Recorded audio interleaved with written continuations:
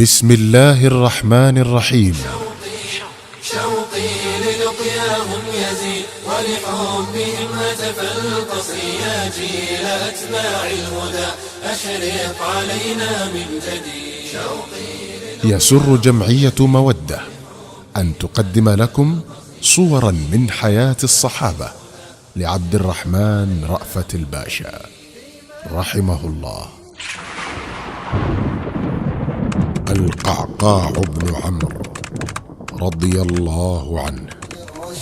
هم قادة الدنيا فمن قادوا ولا عرفوا المحيط. هم أسوة الإنسان في الأقوال والفعل السديد. لا ليس نرضى أن ينالوا من قريب. ها نحن أولئك في العام 9 للهجرة، وهو العام الذي دعاه المسلمون عام الوفود.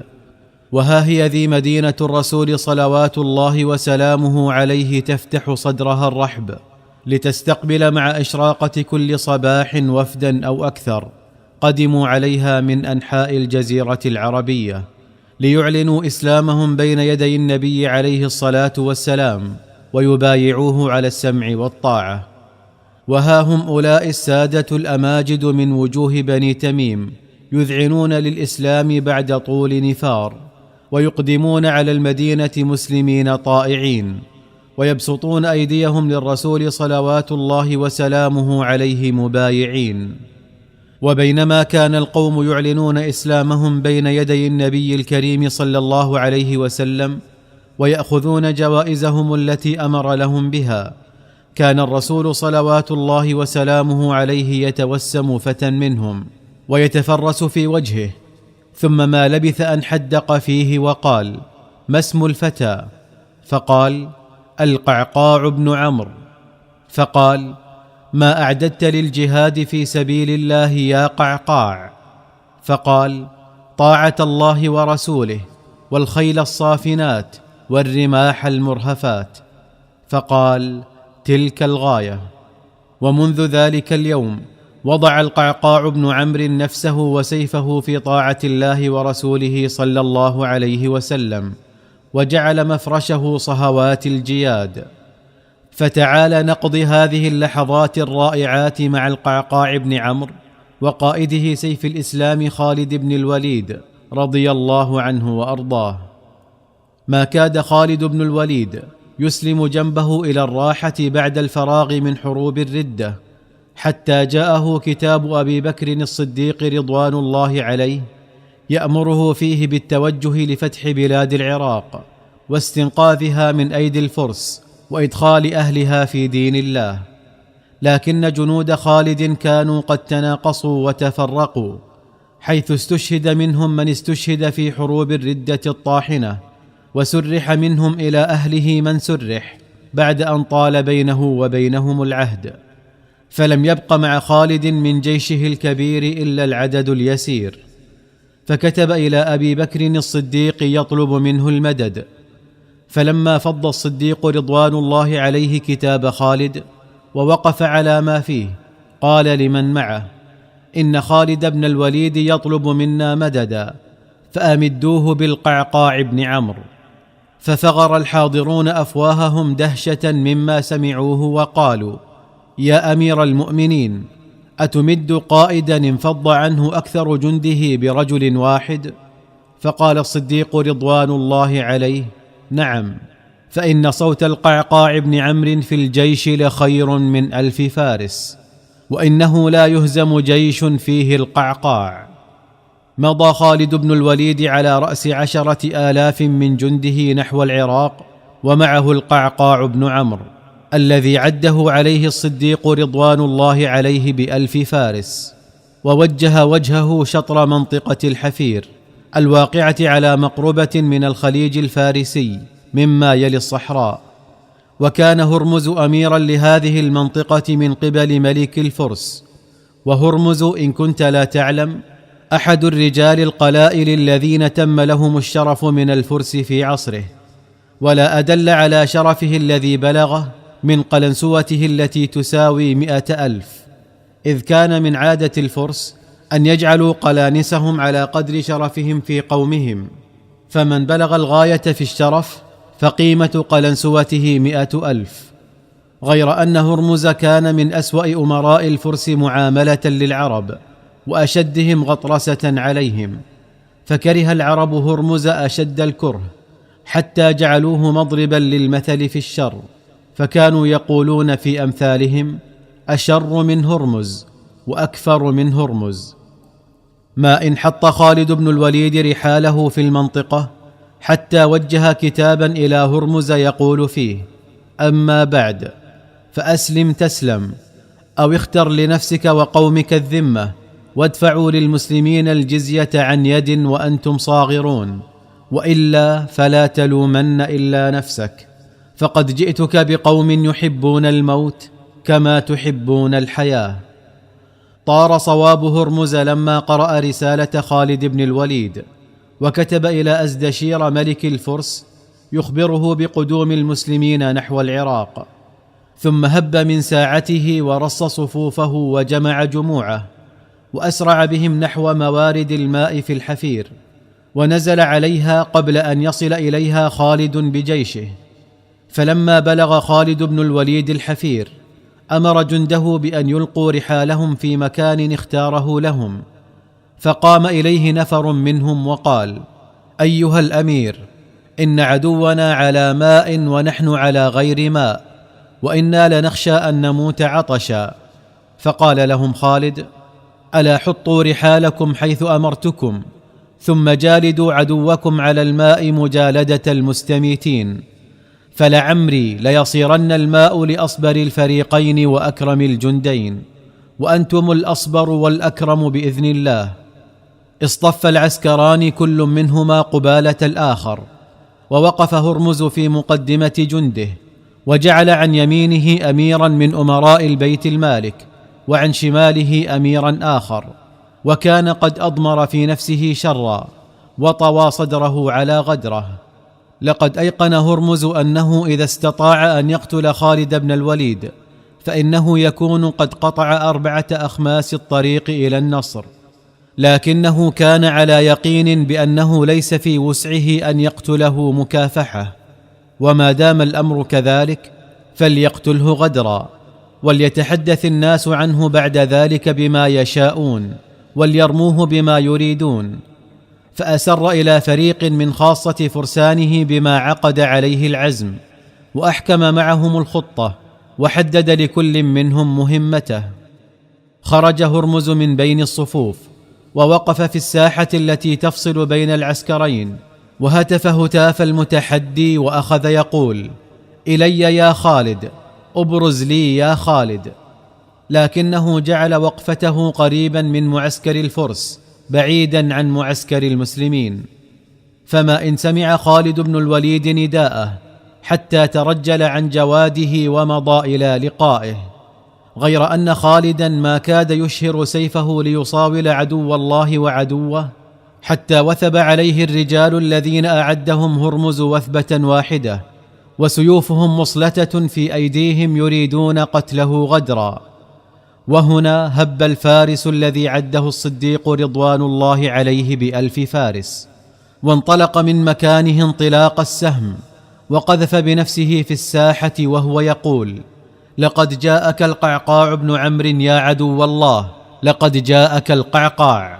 ثم انصب على هرمز ورجاله انصباب الصاعقة، وتبعه رجال أنجاد أمجاد من جيش المسلمين، فدارت بين الفريقين معركة خاطفة استل خلالها خالد روح هرمز من بين جنبيه، وصرع القعقاع ومن معه العصبة الغادرة العابثة بآداب الحروب، وألقوهم جثثا هامدة في ساحة المعركة على مرأى من الفرس ومسمع، فلم يجرؤ أحد منهم على أن يحرك ساكنا. ثم كر المسلمون على عدوهم كرة واحدة، فأزالوهم عن مواقعهم، وحملوهم على أن يولوا الأدبار، وطوحوا بهم بين قتيل وجريح وهزيم.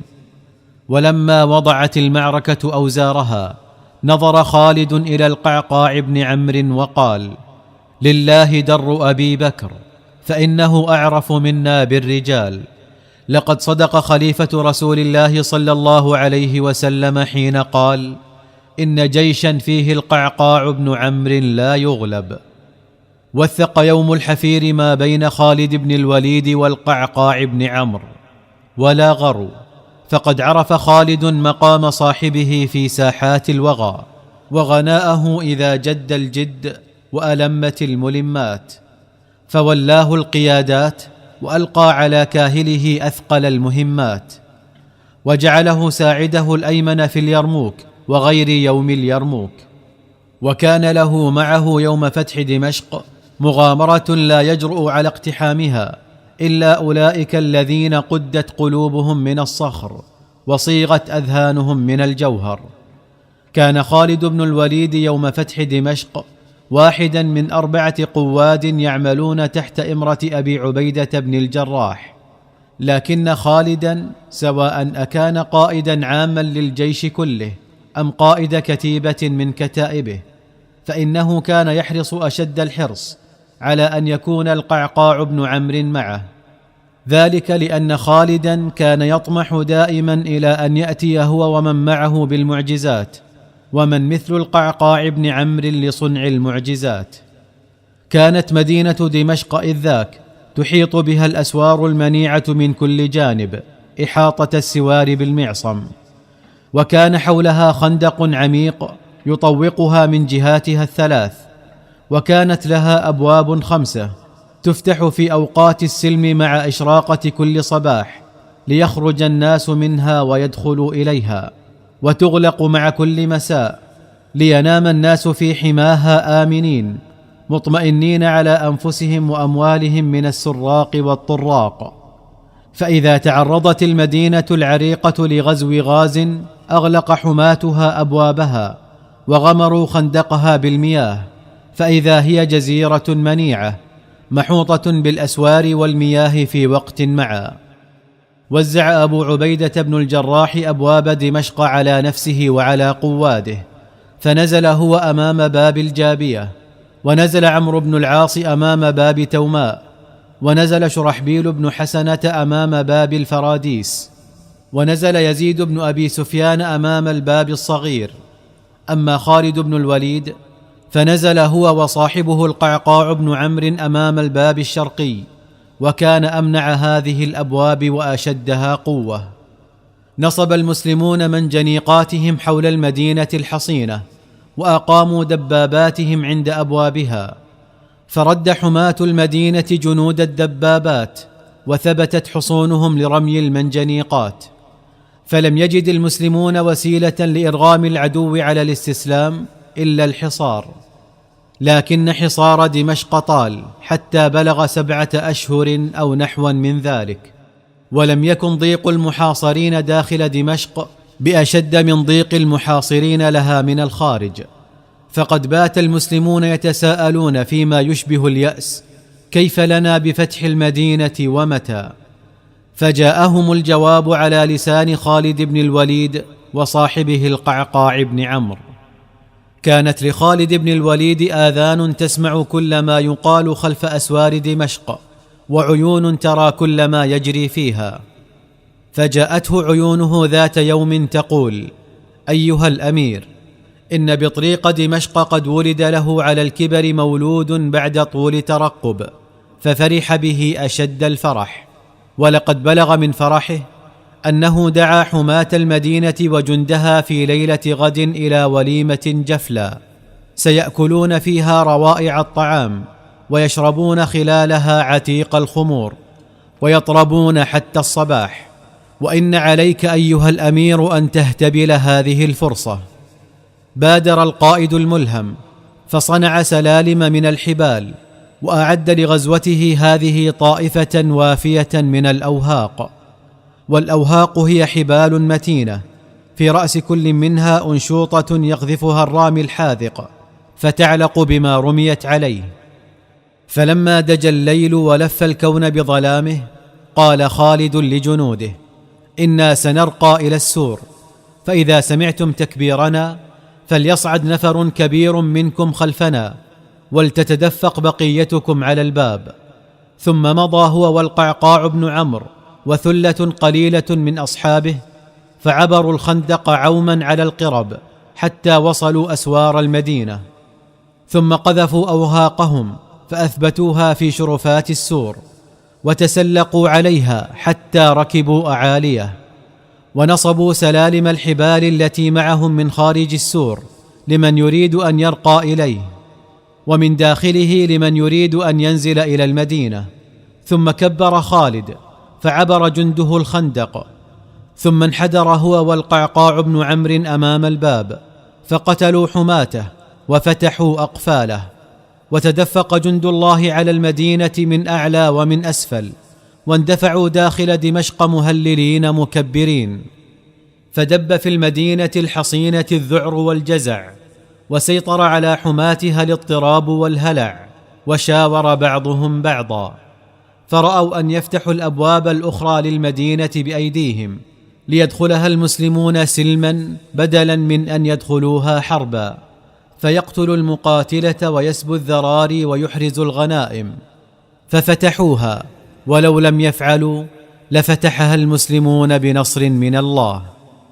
وإلى لقاء آخر مع القعقاع بن عمرو الذي وضع نفسه وسيفه ورمحه في طاعة الله ورسوله صلى الله عليه وسلم، وجعل مفرشه على صهوات الجياد.